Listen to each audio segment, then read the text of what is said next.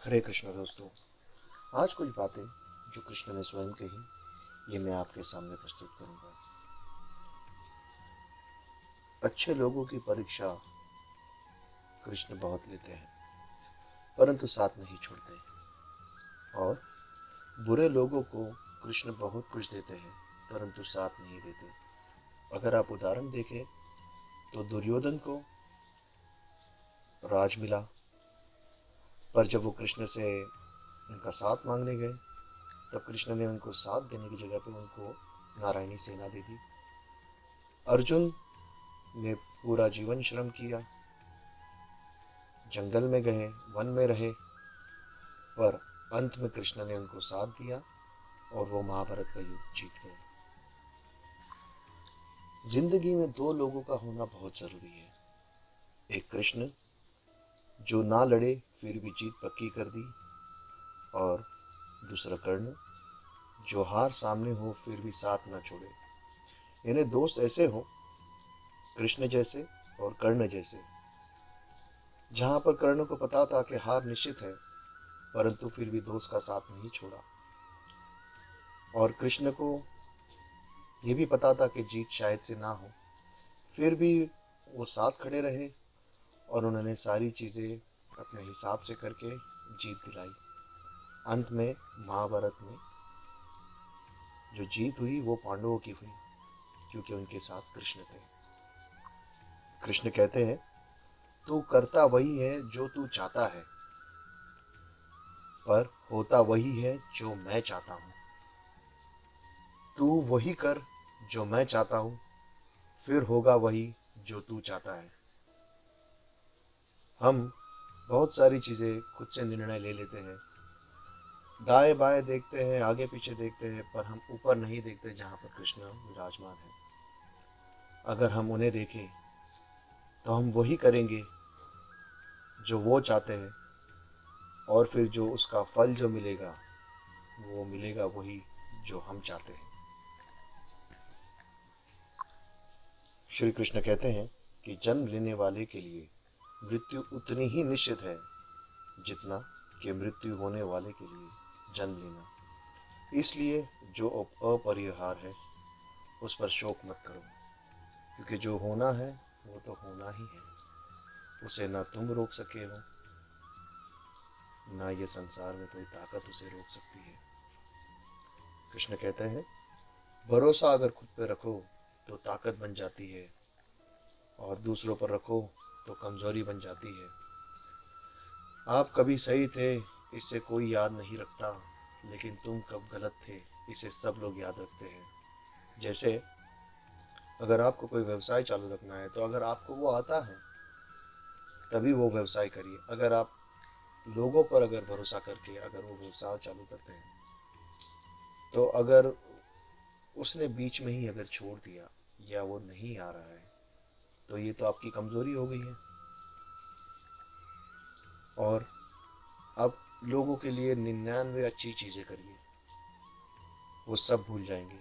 लेकिन आप एक गलत काम कर दीजिए, एक बार किसी आप 99 लोगों की मदद करिए, ठीक है, यानी किसी एक दोस्त की 99 बार मदद करिए और एक बार मत करिए। वो 99 बार भूल जाएगा, जो आपने मदद की थी वो भूल जाएगा, लेकिन एक बार जब आपने नहीं की वो उसे याद रहेगा और वो जीवन भर आपको उसी बात पे बोलेगा। कृष्ण कहते हैं, मैं किसी के भाग्य का निर्माण नहीं करता और ना ही किसी के कर्मों का फल देता हूँ। ये तो विधि का विधान है। जो हम करते हैं उसी से हमारा भाग्य निर्माण होता है और उसी का हमें फल मिलता है।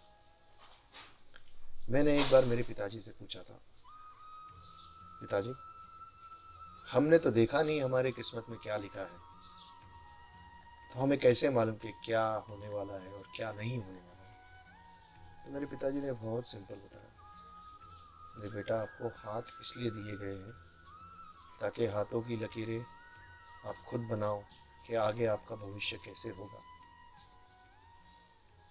इसका मतलब ये भी नहीं है कि जिनके हाथ नहीं है उनका भविष्य नहीं होता है। भविष्य ये हाथों से नहीं, ये हमारी मेहनत से बनता है। बस हाथ हो तो आपको सुविधा है, ना हो तो कम सुविधा है। मनुष्य कितना भी गोरा क्यों ना हो, परंतु उसकी परछाई सदैव काली होती है। मैं श्रेष्ठ हूँ, यह आत्मविश्वास है, लेकिन सिर्फ मैं ही श्रेष्ठ हूँ, यह अहंकार है। और हमारे पास कई ऐसे उदाहरण हैं जहाँ पर जिनको आत्मविश्वास है वो बहुत बड़े हो गए, और जिनको अहंकार हुआ, ऐसे लोगों की जो अंत हुई है या जो अंत उनका हुआ है वो बहुत ही भयानक हुआ है। कृष्ण कहते हैं, मैं सभी प्राणियों को समान रूप से देखता हूँ, ना कोई मुझे कम प्रिय है, ना ही कोई अधिक। लेकिन जो मेरी प्रेम पूर्वक आराधना करते हैं वो मेरे भीतर रहते हैं और मैं उनके जीवन में आता हूँ। कृष्ण कहते हैं, तुम्हारा क्या गया जो तुम रोते हो? तुम क्या लाए थे जो तुमने खो दिया? तुमने क्या पैदा किया था जो नाश हो गया? ना तुम कुछ लेकर आए, जो लिया यहीं से लिया, जो दिया यहीं पर दिया। जो लिया इसे ईश्वर से लिया और जो दिया इसी को दिया। यदि आप किसी के साथ मित्रता नहीं कर सकते तो उसके साथ शत्रुता भी नहीं करनी चाहिए। कृष्ण कहते हैं, जो हुआ वो अच्छा हुआ, जो हो रहा है वो अच्छा हो रहा है, जो होगा वह भी अच्छा होगा। तुम भूत का पश्चाताप ना करो, भविष्य की चिंता ना करो, वर्तमान चल रहा है। कृष्ण कहते हैं, मेरे भी कई जन्म हो चुके हैं, तुम्हारे भी कई जन्म हो चुके हैं। ना तो यह मेरा आखिरी जन्म है, ना ये तुम्हारा आखिरी जन्म है। ये बातें अर्जुन को कृष्ण ने महाभारत युद्ध में कुरुक्षेत्र में कही थी। राधा ने कृष्ण से पूछा, प्यार का असली मतलब क्या होता है? तो कृष्ण ने हंसकर कहा, जहां मतलब होता है वहां प्यार नहीं होता। कृष्ण कहते हैं, प्रेम एक ऐसा अनुभव है जो मनुष्य को कभी परास्त नहीं होने देता, और घृणा एक ऐसा अनुभव है जो मनुष्य को कभी जीतने नहीं देता। श्री कृष्ण जी कहते हैं, जिस व्यक्ति को अपनी कदर नहीं, उसके साथ खड़े रहने से अच्छा है आप अकेले रहें। कृष्ण कहते हैं, परिवर्तन इस संसार का नियम है।